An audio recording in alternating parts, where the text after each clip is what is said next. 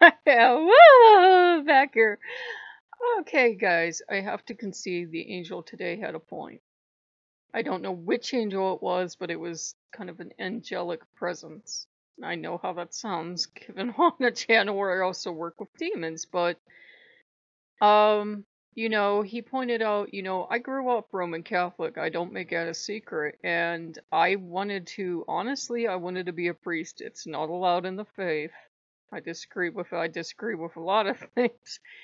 And I really didn't want to become a nun. And you feel this calling, but you can't answer it because of the way the rules are. So I started looking at other brands of Christianity and everything else. And that's all the chance the pagan gods needed, because you go into Wicca, you're already your own high priestess. Whoa, you already accomplished it. You didn't have to go to seminary school or anything. Okay. So, it's one of those things where they at least wanted me to give it a chance. And unfortunately, they picked Left Behind. That is not a particularly good Christian movie. It's not the worst Christian movie, but it brings about one of those sore points that I haven't heard the best Christian theologians or any priest be able to defend. The Antichrist is actually very Christ-like because he brings peace and feeds the hungry and takes care of the suffering, and life on earth becomes a utopia for 7 years. I'm like, isn't that what Jesus wanted to accomplish? How again is this guy bad? Because you could go say, logically, well, after those 7 years, we would just carry on no matter what would happen. Um, and I'm like, okay, I can't really watch this because, the fact that we now know, and Christian theologians will talk about this, we now know about space. We know that if people go straight up into the air, it's not going to end well because we know what will happen to them and it won't be good. Um, Now God, if he's an all-powerful deity, can do anything. But let's say for argument's sake, we know that they all passed. That's how they're, raptured. Um, I have a problem with that. It was one of the main tenets of faith that I had a problem with, because you got to kind of believe in this rapture thing and Jesus coming back on a white horse and all this other stuff. And some of the more progressive churches are like, no, we're not even actually sure he was God, but it's still a good idea, and here's why. Anyhow, I couldn't listen to that, so I go on and I listen to the Atheist Podcast, and I'm like, really, these guys go out of their way to be crude.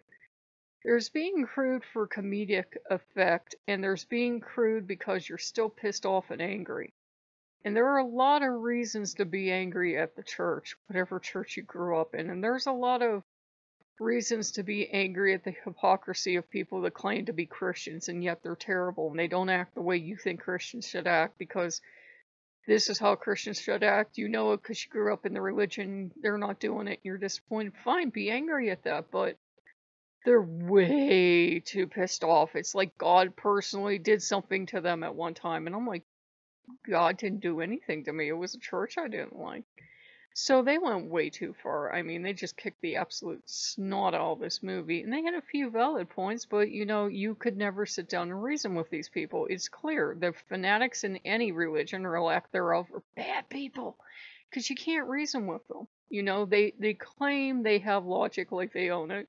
They claim they have reason, and yet anytime you would say anything, they get, real snide and jerky. And I'm like, you couldn't actually sit down and have a conversation with these people because they would laugh at you. And they're actually, the longer I've listened to their podcast, they're my least favorite kind of atheists because they like to make fun of everybody else's beliefs. And I'm like, you actually have the belief of atheism. There's science to say you can't help that. That's just the way your brain's wired. But still, you have the belief of atheism. And you literally cannot, because of the way your brain's wired, believe in what everyone else believes. I understand you might be mad about that proposition, but and you're never going to be able to talk with them about it, and you're never going to be able to say, hey, thousands of years ago, the only way we could sell religion to people is to say, sure, the gods will make sure everything, goes well in your life. We never really told people the truth. And now we're trying to be grown-ups about religion and say, yeah, bad things are going to happen. Even if the gods are with you, bad things will happen.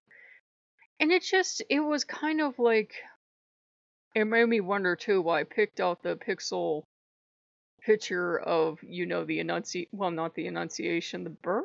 No, because he looks older than the birth. It's Jesus sitting on a lamb, and Mary's like, oh, you found a lamb. Where did the lamb come from? So I'm not sure when it is, but there's contemporary homes in the back, which is just bothering me, but they're there. And, I thought, well, at first I thought maybe I picked this out to be snide and have a snicker, and then I thought, no, I really feel sorry for Jesus. I know how that sounds. I feel sorry for God. And the poor little angel look like they have absolutely had it because they're getting the absolute snot beaten out of them lately. If you haven't noticed, things aren't going very well in the world currently. And they're just having a hard time of it. And I'm laying down, I'm wrestling with this, and I have meditation music on. And I swear I'm hearing church bells. I pause my music, and it's church bells. And they're just going on and on and on and on. And I thought, oh my God, tell me the Christians didn't go to church because this is not the second coming. Like, what's going on? So I call them. And he answers the phone. He goes, oh yeah, they plan to ring the bells for 3 minutes to show solidarity with the people working on the front lines. I thought, could you have sent the memo to the non-Christians in town so we didn't freak out? The only sound scarier in this town is we have one of those Silent Hill air sirens, and I'm not sure why, but every so often it goes off, and it's like, is the ground going to catch on fire? Is Pyramid Head coming? So it was one of those weird things that, whether you believe it was Loki, God, the universe, whatever, is like, oh, we at least got you to the point where you're willing to debate.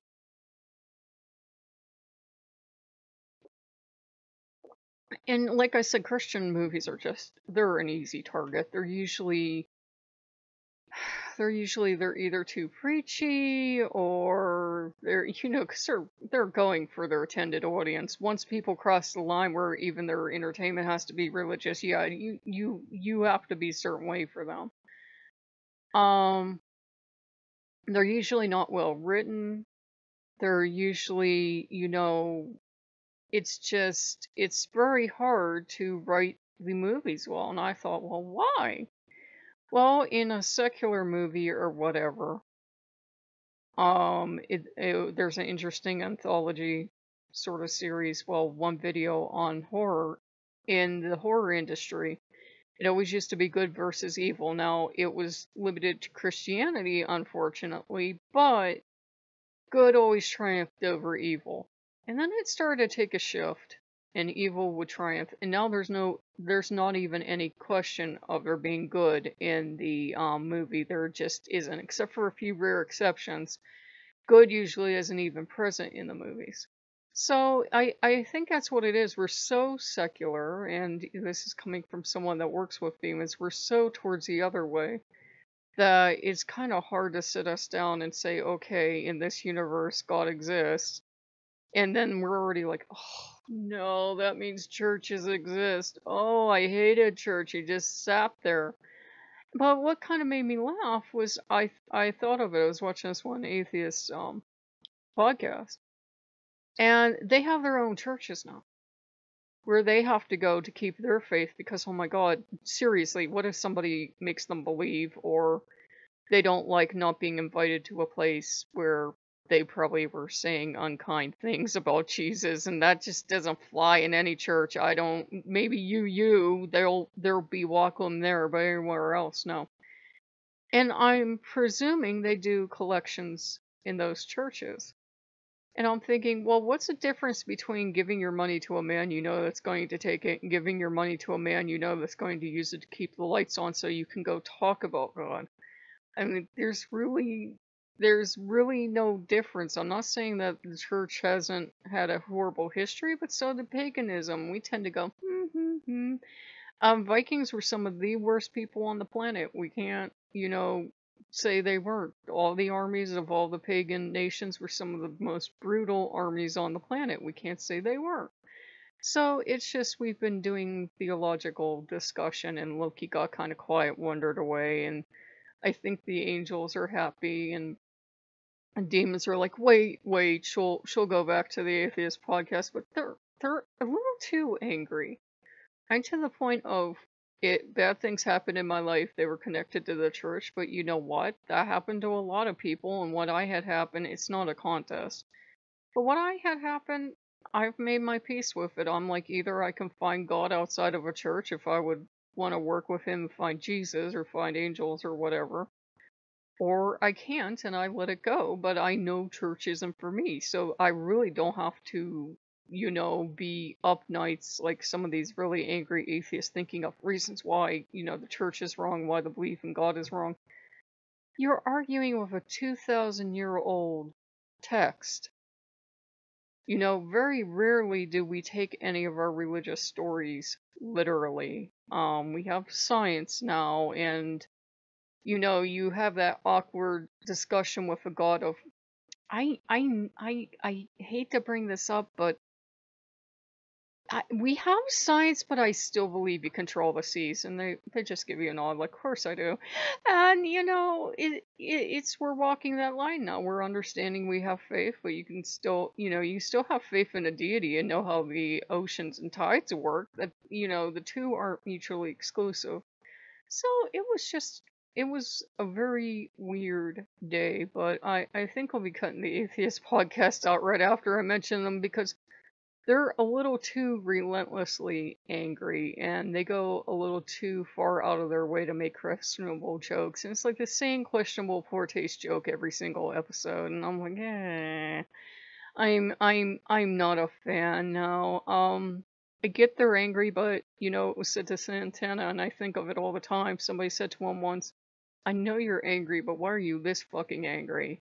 And it actually was what helped turn his life around. And I've always tried to remember that when I get angry, because if you listen to enough of that stuff, you start to pick up on their anger and starts to become your anger, which is why you do have to be careful. I can't believe we're using a biblical passage about guarding your heart. Guard what you listen to, not in the Christian sense of that's bad or something, but you will be influenced by the medium you steep in. And only you can know what it makes you feel like. There might be, there'll be times in the future I'll still listen to some thoughtful podcasts.